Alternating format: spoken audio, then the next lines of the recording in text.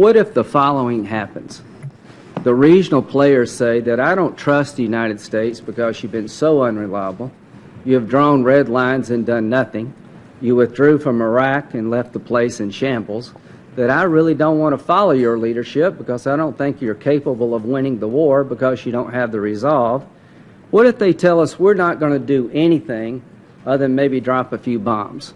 Would you consider the recommendation to the President that allowing ISIL to maintain a safe haven in Syria and to grow in capability over time is a major threat to the United States? Could you envision yourself recommending to the President, if nobody else will help us, that we go in on the ground and clean these guys out in Syria, if we had to? Yeah, I haven't confronted that question yet, Senator, but I'll react to it.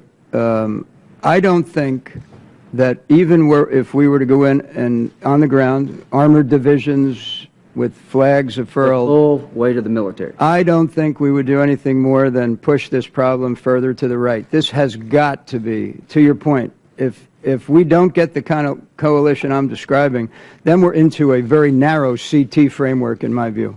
Okay, if I may just follow this point. So our national defense, in terms of stopping ISIL from killing thousands or millions of Americans if they get the capability, really comes down to whether or not we can convince the Arab world to go in there and defeat these guys? It really comes down to building a coalition so that what the Arab Muslim world sees is them rejecting ISIS, not us. They already reject ISIL. Do you know any major Arab ally that embraces ISIL?